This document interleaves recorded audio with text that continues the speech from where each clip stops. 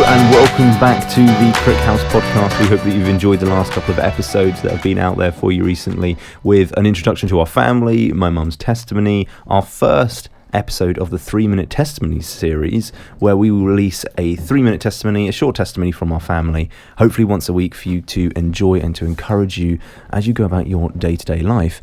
But today, and for the next lot of foreseeable episodes, interspersed with personal family testimonies, absolutely, is an exciting little series that we are doing where we are walking you through our family blog.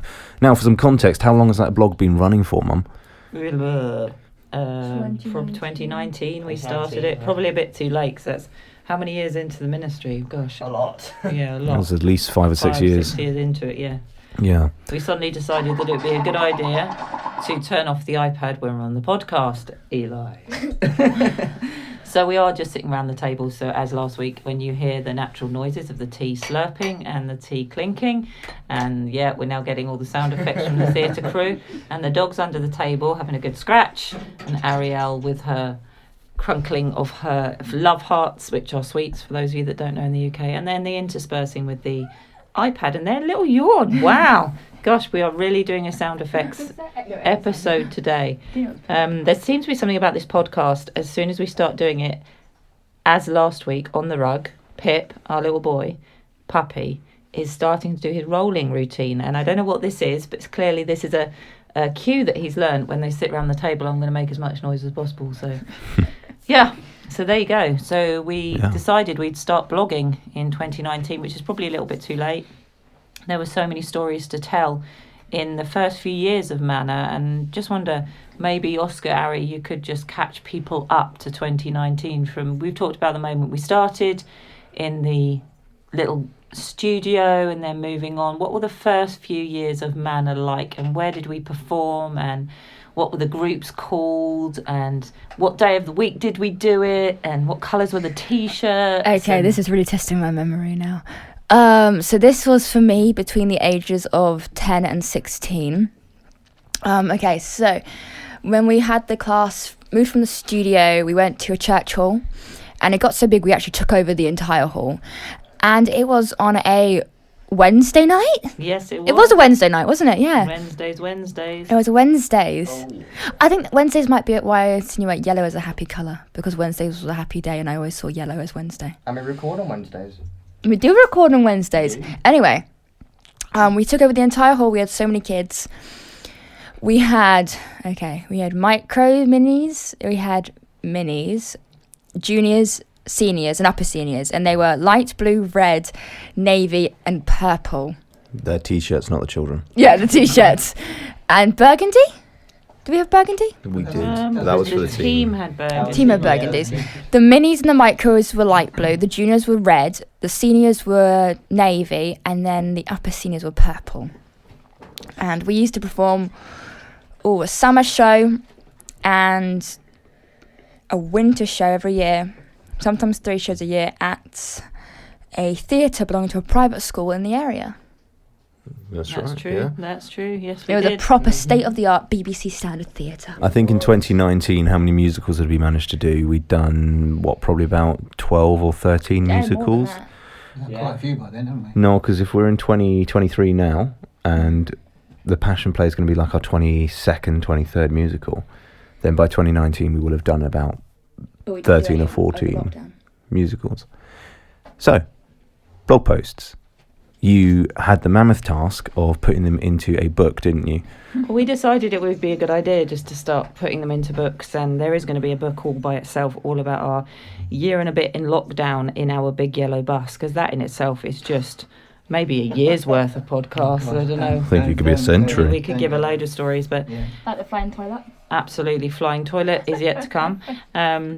But there's so many things that God has taught us over the last 10 years of being in ministry that just came in snippets, and every time one of us kind of had a God moment, not that you ever leave being with God, but those moments where that light bulb revelation and God opens up something and you just think, wow, we just blogged it, we wrote it down. And even the moments where we were going through tough times, and now our dog is having a hissy fit in the area because Oscar tried to include him in the podcast, and clearly Eddie is not one to be around a microphone.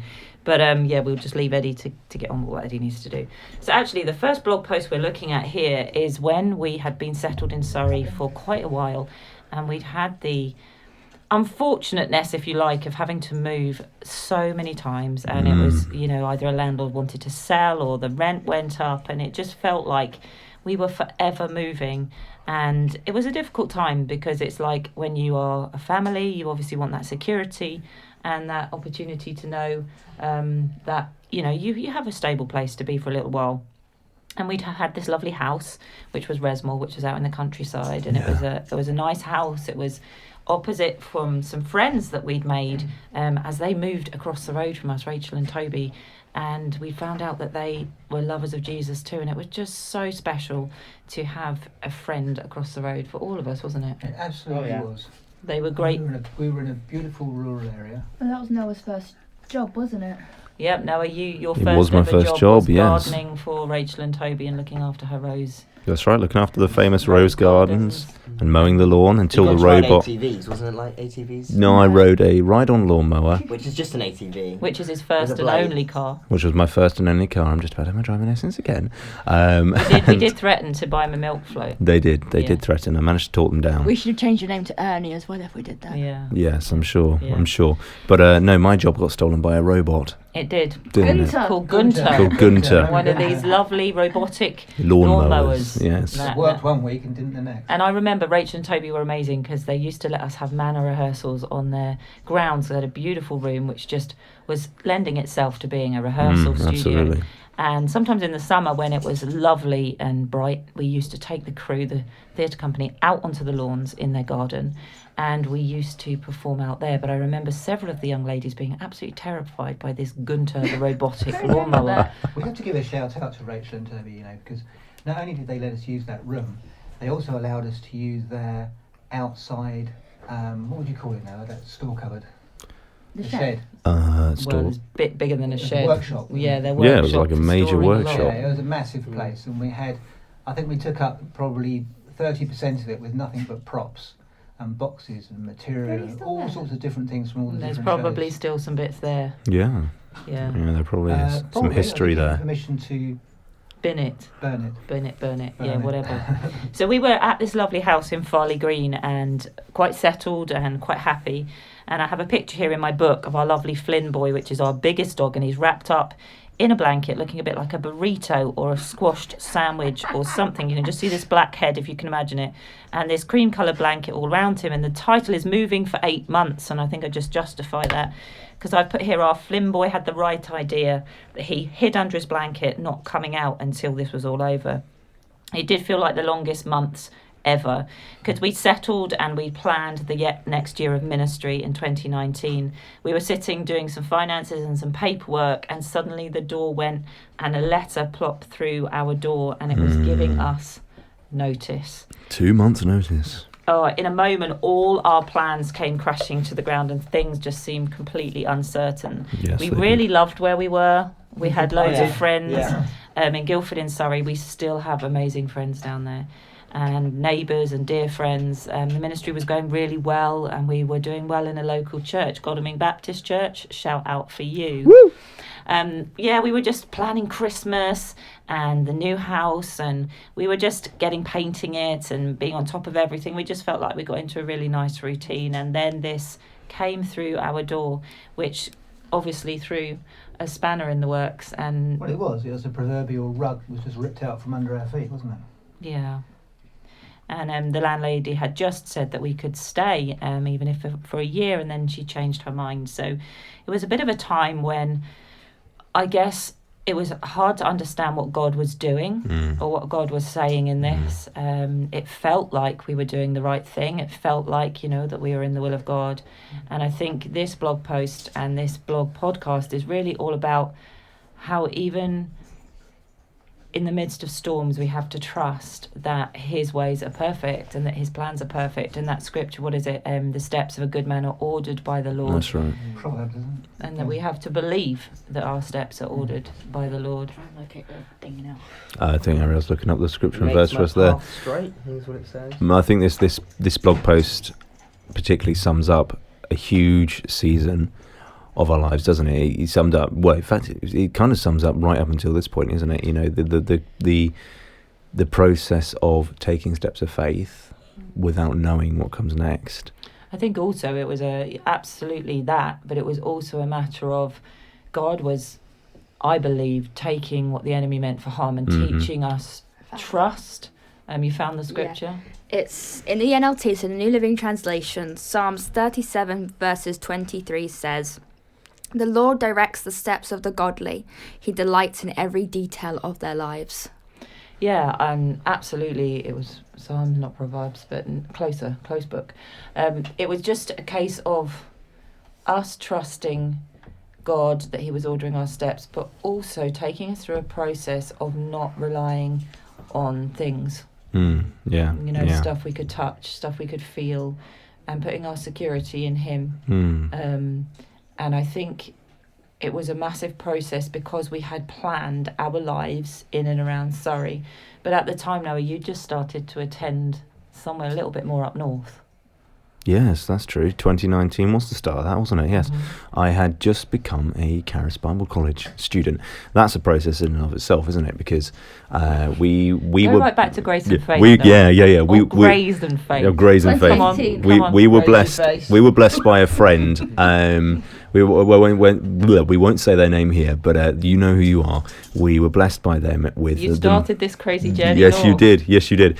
You blessed us with the money to hire a motorhome and pay campsite fees to get to our first ever Grace and Faith. And the Holy Spirit nudge. Yeah, it set us on a course. And I remember we went to this conference. Grace and Faith, for those of you who don't know, is a big Christian conference. It attracts thousands of Christians every year, run by Andrew Wommack Ministries from Colorado.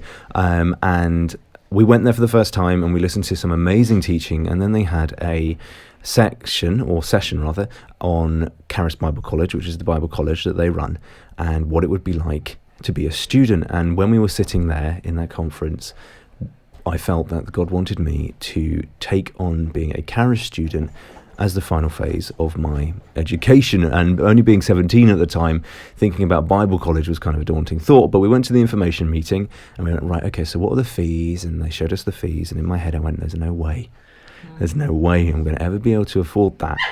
So there's the dogs again. So I took the fees away and just said to God, right, God, if you want me to go to Charis Bible College, you're going to have to make it happen. And that's where I left it for the rest of the conference. But to explain the reason why we call Grace and Faith Grays and Faith. Yeah, I think Oscar should explain this one. You think Oscar should explain my pain? It would be much better coming from your brother that laughed his head off. That's true. Than you that was more bruising or nursing your bruises, shall we say. Zero compassion. Come on, Oscar, what happened? I seem just going to have to try and remember how this all worked. So I believe, you have to correct me if I'm wrong, but it all occurred when we went down to sit for one of the meetings, and these chairs were incredibly annoying. They're the chairs that when you sit up, they flip behind you, and when you sit down, if they're not flipped down, then you'll just graze your back, as Noah learnt. So I went to sit down on this chair. Which wasn't there. Which wasn't there, because it had flipped back up again, and basically destroyed his back in the process. He sat on the floor. But this is like in the main meeting, in the main thoroughfare of like... Yeah, thousands and thousands of people. It was in the main meeting. There were 300 people behind me and the usher next to me. Much to the amusement of the usher. Yeah, the usher thought it was brilliant, only to find out that person was a fellow student of mine when I finally went to Charis. Yeah. Yes. So that was funny, wasn't it? You never cried out. He didn't cry out. No, I didn't cry He was out. incredibly brave. I was brave. But he did fall on the floor, on Yes. the concrete, auditorium floor, having about a 10-inch graze on his back, which was brilliant. your shirt wrapped as well, didn't it? Yeah. Yeah, so Noah had this never-ending memory that was the place, and moments before God had called him to be part of Charis. So Absolutely. Here we were sitting in Surrey, having planned our next few next few years in Surrey of our life, and yet every other Saturday we were getting up at ridiculous o'clock 5 a.m. To travel to Birmingham, Yes. which was a place I'd visited to hear a Benny Hinn conference once, but And Gary and I had actually spent our honeymoon at the NEC at a Christian conference there, or part of our honeymoon, I should say. We didn't actually stay at the NEC. We slept in the car. We park did for a not. whole We week. did not. No, No, to Stratford? we didn't. We went to Stratford and we visited the NEC. That's right. Stratford's much prettier than Birmingham. Which is much, sorry Birmingham people, but it really is. So we were going up every other Saturday to take Noah, getting up ridiculous o'clock, trying to get a Weetabix McDonald's down breakfast. a little person before we left. Was crazy. Yeah. Eli, you didn't like Weetabix that early in the morning. No. You really didn't. No. You really didn't. No, 5 a.m. So we were travelling up every other week, and then this letter had come through the door, and we were like, oh, Father God, what is going on now? So I've written in my blog here, we started to ring house upon house upon house, and every house we rang, they were saying no. And this was in what area? In Surrey. In Surrey. We had it planned, and we said to God, why don't you want us in Surrey anymore? And I've written down here, which is quite funny, Gary, that I remember this. It says, my wonderful husband was on the phone and the signal was lost. Oh, is this? And he wasn't sure if the agent had heard him. And he went through this process. He said, so we have 4 children and 1 dog. And this is what, at the time we had 1 dog. And then the signal went. And he went, hello? We have 1 dog. The signal went again. Pardon? We have 1 dog. We still have 1 dog. We still have 1 dog. And he wasn't sure if they were there or not. And the children were curling up in the back, laughing and crying. They had to be some of the light times in this process of looking for a house. There had to be some, didn't there? And we had to dig so deep. But it suddenly dawned on us that maybe we were looking In in the the wrong wrong place. And do you remember, Ari, sitting on the swinging seat with me in the garden when I first looked at some houses somewhere else? In the north. In the north. Yeah, in the north. We were going north. Now, let's let the What were the record. boys' reactions? Well, let the record show first of all that us females, very in tune to God, we were like, Knew this was coming. yes, definitely, we know the time in Surrey is over. We're down here. It's time to move on. And the boys were like, no. And then to make it even funnier, we visit the north, and we find a house, and we're looking at the house. We're going to view the house. And Noah decides to express his opinion rather readily. And he's going, nope, not moving there, won't move there, not going to that house. I tell where this house actually was. So one house, actually, you need to backtrack a little bit. So Ariel and I sensed that maybe we should look north, and Gary was like, okay, I don't know about this. And it's like, always lived south of London. And what did you say to me in our Anything. marriage? I said anything the other side of London is north, and I'm not interested. I don't Yes. want to go north. I'm a southerner, and that's the end. Please don't ever say that, because God kind of looks down and goes, ha ha, let's No go. God is an oxymoron. So isn't if we it? say, God, No. we don't want to move to France. No Lord, no God is an oxymoron, because It's a he moronic can't be your Lord and say no to him, you know? Absolutely right. So we did. We went to start to look for houses. I think, in fact, Gary, you rented a small self-catering, Oh, we did. and we went up just for a weekend, and nothing was happening. And then we were driving around. I said, let's just drive a little bit further north. I think we pushed Gary as far as Stratford area. That's right. And Oh, we found a house in Stratford, didn't we? we did, but it didn't work, hey? And then we were trying to go, I said, why don't we just travel a little bit further north towards Walsall before we go home? And we were driving around the NEC. Yes. Strange. And drove down this really country lane towards Meriden, which is, for information, called the centre of England. Yeah. The Anyway, epicentre of England. That's We were driving out past, and I saw this sign on the side of the road, on the middle of the what's the motorway? The M4? No, Yeah, it's the M40. But Yeah. M40. There was a sign, literally, and said to let, to rent, and I said, ring it. Yes, and, you did. and anyway, we rang this house, which happened to be on the edge of this motorway, Bicken Hill, right next to the NEC. You could literally see the NEC. Yes, you could. You From could see our it from the top bedroom You could windows. window. see it, you could hear it, you could smell it. It wasn't far to go to get chips, It was, in reality, it's probably about half a mile away.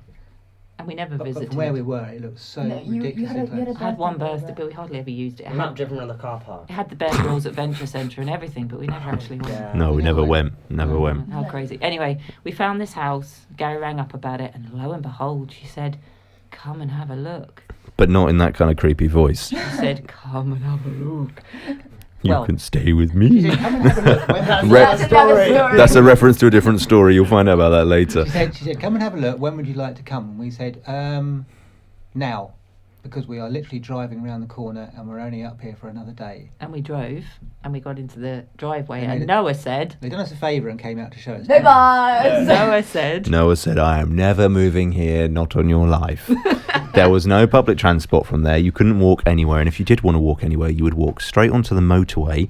Behind the house was land that was owned by HS2. Those are pretty at that moment. If anyone remembers that rail a poppy project. field. And a poppy field, not a poppy proper field. poppy field. Well, a proppy field would be good for theatre, wouldn't it? Yeah. Say that, Noah. A proper poppy field. Proper A poppy. proper poppy field. There's a tongue twister. as Ah. well. Proper poppy field. For all of But those anyway, who I would said like to no. know. I said no, didn't I? I did. Oh. No, he said no, I he didn't did say say- no. He said I'm actually not getting out the car. Yes, I did. I refused to get out I of the remember car. that, yeah. I This is a refused Caris to get Bible out of the College car. student. I was Very 17. stubborn 17-year-old. This is my BC days before Caris. Well, you were nearly Yeah. Caris. Everybody had a good look around the house. No, you were in first year. He was except still Noah. learning like He we could all not are. be shaken. Anyway, we came home and the house was rather small, and I liked. you know that peace that passes all understanding, You passed my understanding. that floods your heart and your mind. You know the scripture says, "Commit your way to God, and the peace of God." And we'd committed this house to God, sitting in a beautiful house in Surrey with all our friends around us, ministry thriving. Gary saying, "I'm not moving anywhere north of Birmingham," not knowing. London. Oh, sorry, Yeah, London. London. Not knowing anyone up here apart from a few of Noah's students that he was getting to know.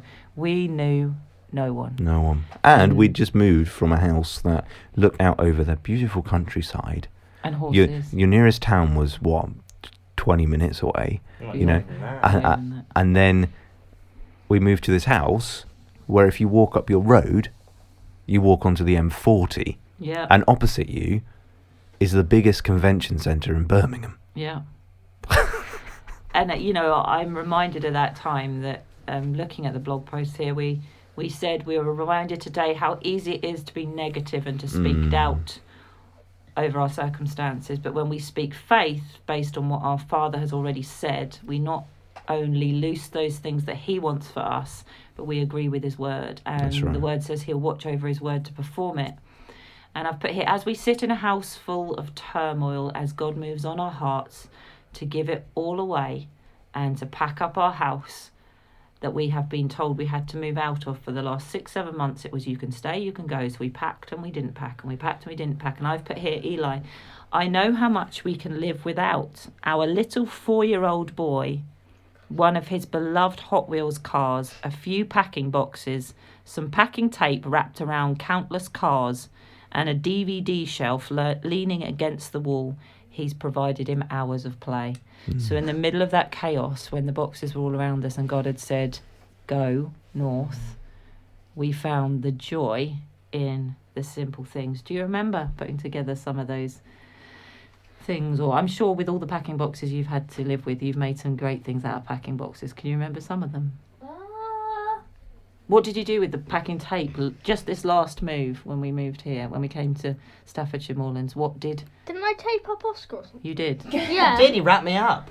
Yeah, In packing tape. like a mummy. Got to post too. That is a very ingenious use of packing tape, but not recommended, boys and girls. If you're listening to this, don't go and grab the I made a sellotape. beard. Yes, Yes, dude. You did. did. You made a Yes. beard out of brown tape. We became so, I suppose, enraptured in the whole thing, I actually made a beard out of masking tape and strapped it across my chin because I didn't have one yet. So there we go. You still don't have one. No. He still doesn't have one, and don't tape anyone up if they've got hairy arms. It did take a little bit of time to get the house all sorted and say that we'd go and live on the M40, not literally on it, but next to it. May as well have been. And we kept travelling up and down between the Midlands and Surrey. And it's amazing when you say yes to God, how suddenly your thoughts and your heart starts to line up. Yeah. And I'm ashamed to say that is one of my favourite houses now. Big time. Oh yeah, we ended up living in the house Noah refused to go to. Oh yeah, we did. We did end up living in the house. I don't think we've said that yet. We did. We were moving Oh, yeah. to the house. We Right. moved to it. We were moving to the house, which brings you to the point earlier on. I said Proverbs, and that's because I was thinking of Proverbs 3, and it says this: "Trust in the Lord with all your heart. Do not depend on your own understanding. Seek his will in all you do, and he will show you which path to take. Mm. And it was Yeah. the path further north than London, It wasn't was, it? but actually what we're forgetting was at this time we were leading the Surrey Academy. We felt God had called us north, so we knew that we needed to start Manor up there as well. That's true. We didn't want to give up Surrey because we knew that what we'd established here we weren't just going to drop. Mm. So we'd made a decision in our hearts that even if we moved locationally north, which for those of you that don't know geographics of Great Britain, between Birmingham and Surrey is a 3-hour trip. Yeah, Then we also had a Manor Academy down in the south, that's right. which Eastbourne. The which was deep south. another 2 hours south. And at this time, we were trying to maintain all three. So after homeschooling had finished, we jumped in the car and we would travel north or south. So we were going to travel north to live, and now we were going to do 2 souths. That's right. And how long did we do this for, coming back 3 and forth years? to Surrey? I mean, No, yeah, it wasn't that- 3 years. That does sound ridiculous when you put it like that. But our heart was definitely to continue to carry on. We didn't realise, to be fair, actually how hard it would be to do that.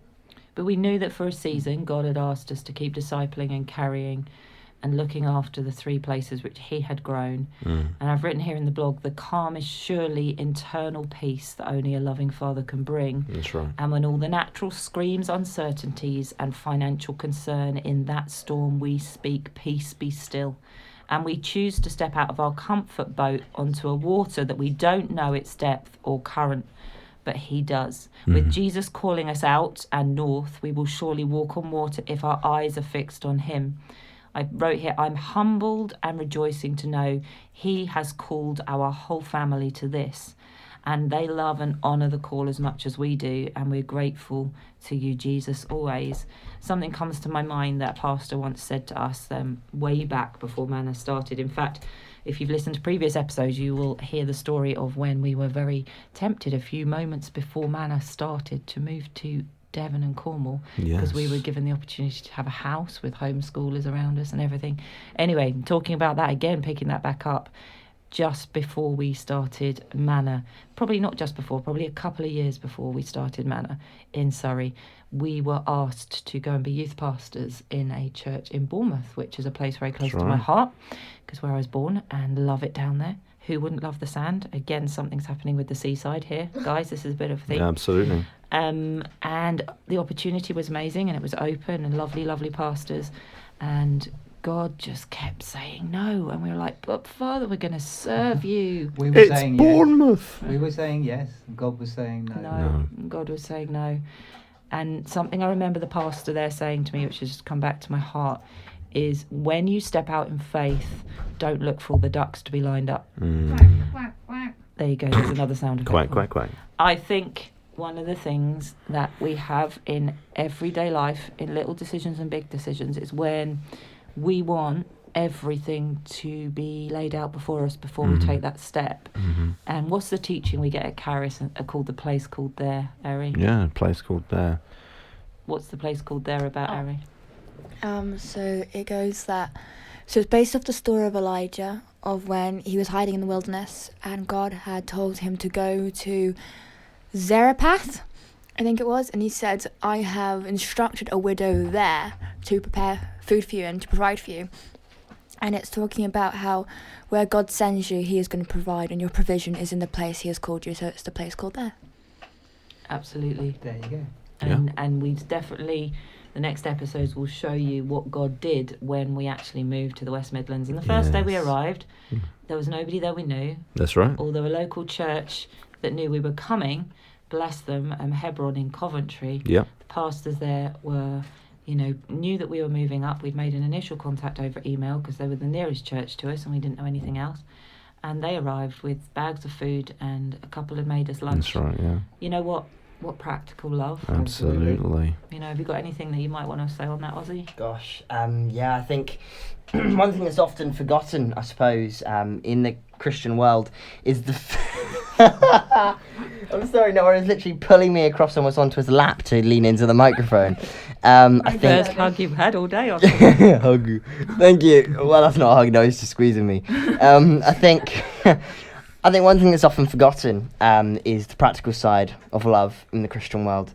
It's so easy to get so enraptured, you know, in the spiritual side of things, we actually forget, you know, that Jesus gave practical love to those that followed him. And I think just having somebody come and give you food, or somebody just come and say they were thinking of you, or whether it's flowers or food, you know, it's such a powerful way of sharing Jesus, being practical. So, yeah. It meant a lot, didn't it? It did. To travel 3 hours. I mean, there were two sides to this practical love, really, because there's a blog post here later on when we actually talk about the actual moving day. Yeah. When people who we knew and loved in Surrey, Sinead, a dear friend, turned up with what she called a moving bag or a moving box. Oh, I remember that. It was that big fabric. It was a big fabric bag, and it was like places of Surrey from the National Trust we could remember Surrey by. And there were loads of things in it to keep Eli and everyone occupied during the big move. There were things for each person. It was just like the love and the attention that she'd taken to making sure somebody had something to help the travel and the journey and the big move be positive, you know. And those, I think it's in the film. What's the film? Random Acts of Kindness. And there were Evan Almighty. Is it Evan Almighty? Where he says, what does the word? Random kindness. Acts of Random Kindness, which he talks about when it's a film about a guy who's basically depicting the story of Noah in a loose way, and is building the ark. But in the end, ark stands for Acts of Random Kindness. Didn't Morgan Freeman play God? Yes. I think yes, Morgan he Freeman does play God. We have a friend that looks like Morgan Freeman. No, we have a relative that looks like. No, we have a rally. Yes. Oh, no, And a friend. And a friend. Yes. Loxley yes. looks Yes. like Morgan Freeman. So yeah, so acts of random kindness, and I think Oscar is so right. You know, just that little act when it came to moving, and then when we got up there, someone turning up and giving the kids some buns and popcorn and drinks and Yes, stuff to keep them busy on the moving day, just meant so much. It definitely did. So we ended up now. You can follow our family journey. We are now at the stage where we are in. Gary, say it. Say it. Say it, Dad. No. Dee-dee-dee-dee-doo. Yes. Dee-dee-dee-dee-doo. So we made it to the north despite my biggest protests, despite Dad's protests. Yes, ladies, Say it again. you were right. Say it again. Say it again. Ladies, you were right and, And we were again. wrong. And again. You and were right again. and we were wrong. And again. You White. were right and we were wrong. Oh, music. Oh, We need to keep this as. oh Well, man. Harriet's forever now on podcast. It's Sorry. forever. Let the Right. record be heard. Noah Staffordshire. Crick said that we were right and he was wrong. Yeah. Okay. He's almost lost the words. and that's not something he does very often. Oh, thank you, thank you. So I think the whole sort of theme of this podcast, if you like, is sometimes it doesn't make sense. I mean, think about Eli. Think about Noah and the ark. Did it make sense to build a big boat when it hadn't rained? No. So why do you think Noah did it? Because God told him to. Wow. Mm. Do you think it's always easy to do things God tells us to do when they don't make sense? No. No. But can we trust God? Yes. So Noah built this big ark. What happened next after he There was built a it? flood. A flood. So was God right? Yes. And so Noah was kept safe. Yeah. All because he obeyed, right? Yep. So there you have it. You have it from an 8-year-old. You know what's even amazing Absolutely. about that story though? It took Noah 100 years to build the boat. Wow. So it took 100 years for everyone else to see that Noah was doing what God had asked him, and in the end it was right for Noah to fulfill God's plan, and it took 100 years to get there. Can you imagine if we had to wait 100 years to see that God was actually right in what he told us to do? I don't think most people live 100 years these days. No. No. That would take some serious faith, wouldn't it? So I think, you know, what we can learn from this podcast is God often asks us to do things that don't make sense to our natural minds, Mm-hmm. but it's in the trust, Mm-hmm. in the going. Mm-hmm. It might not mean as crazily as moving to the M40 like we had to do, but it might just be little things. Can you think of any testimonies, Oscar, where God has asked you to do something that didn't make sense? Gosh. Now, one of you bought a guitar for somebody and gave up all your wages, I think. Oh, yeah, that was you. Another one of you, God asked you to do something, and can you think of anything? Gosh, there's been so much over the years that I suppose wouldn't make sense to you, you know, but again, I'm being hugged.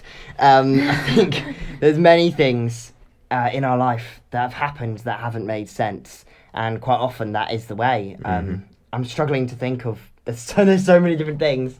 I know Noah had the idea from God to give a friend a guitar. That was entirely, I suppose off topic for you, wasn't it? And I think, it just appeared. I think for me, I can understand where the sense came in with that, though. So, but I think a story that we've personally experienced where God has asked us to do something that didn't make sense was, do you remember the time we were at Sainsbury's and God told me not to do something? Oh, yes. Yeah. Do you want me to tell that story? Yeah, go for it. All right, I'll tell the story. So we were in Sainsbury's, as you do, walking around, and one thing Noah had quite the habit of doing was just visiting the tech aisle. He still does. So he does, yeah. He often just visits Curry's PC World for no apparent reason, which I think is quite strange. Wow. But he Curry does. PC World He Boring. he does go. He went to the tech aisle that day. He didn't. He didn't go to the tech aisle. Oh, that's the point. He You was wanted the point. to. You wanted to. And for some reason, he just felt in the spirit that the Lord said not to go. And he was like, wow, well, what does that mean? And he was like, I want to go to the tech aisle. And I was like, no. So It didn't make sense. it didn't make sense, no. Why and would God deprive you of going to the tech? why? 30 minutes, like 30 seconds. Yes. I know. It was going to be 30 seconds. I tried to tell the Lord. But he felt it, and we went home quicker than we would have done if he had have gone to the tech He aisle. wasn't speeding. 30 seconds 30 quicker. seconds quicker. By 30 seconds. And we got home, and there was... it was nearly a fire, wasn't it? It Yeah. was a Yeah, fire. so What fire? Mum Was it had fire? left, Mum or Dad. It was I Dad. won't It point was fingers. Oh, definitely of course Dad. it was Dad. It was definitely Remember, him. ladies and gentlemen, this whole podcast is about how women are right and men are wrong. It was So it was definitely Dad. definitely you, wasn't it, Dad left the Yeah. chicken stock on the stove and he forgot to turn it off. It's Dad. Yes, it was Dad. It was Dad. There's a teacher Dad that likes says, chicken there's stuff. a teacher that says, zip it, put your hands behind your back. So I'm zipping it. All right. Well, it was you who left this chicken stock on the stove, okay, and basically you forgot to turn it off before you left. And I was going to go to the tech aisle in Sainsbury's. It was me because I was thinking of the macaroni cheese. That's right. Yeah, And all right, God, that was another time and that God said was- to me not to go. So I didn't go, and we got back in the car and we drove home, and we came back to a house full of smoke, didn't we? Yes, which I ran into. Well, no, that's a different story. This Another fire. time we actually called the fire service, and the fire service came out. They went into the house in their oxygen masks and all of that, and he came back out and he brought the pan with him actually, and he showed you the chicken stock, and he said, had you been 30 seconds later, you would have been coming home to a full-blown house fire. And it suddenly hit me that the 30 seconds that I could have spent in the tech aisle and disobeyed God's leading to not go into the tech aisle could have been the difference between us coming home and us coming to a pile of ashes, according to the fire service. So it's amazing how sometimes when God asks us to do things that don't make sense, but we do them, one day they do make sense. So be it 30 minutes later for us So what that you're time. saying then is it's not just important to listen to the voice of God and to obey, but the timing of obedience. Absolutely. What is that thing that we always taught you in homeschool? Delayed obedience. Slow Slow obedience is disobedience. Exactly. That's right. Well, It's not always easy, and we definitely have not got it perfect No. this end of the table, but No. we are learning slowly that when God says something, we need to do it and do it now. absolutely. Well, there we go. That is blog post number 1 in our book, Pioneers and Praisers, which is available on Amazon. If you literally just search Pioneers and Praisers by Jamie Crick on Amazon, you will find this book. It's got a big yellow American school bus on it, which we will get to later on in this series. But in that book is full of all the blog posts from 2019, or failing that, you can visit our family blog at www.pioneersandpraisers.wordpress.co.uk or .com. It's one or the other, but you can see all of these blog posts on there. So for the next couple of weeks, we're going to be taking you through it all, taking you through our journey in ministry from moving from the south as born and bred Southerners to the north, and the amazing things that God has done there. Interspersed with testimony. Interspersed with testimony, absolutely. Don't forget also, we've got a separate side series running to this called 3-Minute Testimonies. That's where you're going to hear a testimony in under 3 minutes from one of us family here, telling you about a story of God's goodness in our lives. I know that Mum shared one just recently called Jam and Potatoes, so go back and have a listen to that, because that is an awesome story, and what a title, Jam and Potatoes. So have a look, have a listen. If you haven't heard it in the previous podcast, go and catch up. We'd love for you to be on this journey with us. And yeah, that's it for today. So from all of us here at the Crick House, it's a big Goodbye. Thank you so much for listening today. We hope you enjoyed being in the Crick House with us. Did you know that as a family, we are full-time missionaries and we rely on donations from people like you to meet our daily living costs? If you would like to support this podcast and our family by giving a one-time or monthly gift, please visit our website at www.mannatheatrecompany.uk/donate. Thank you so much and see you next time.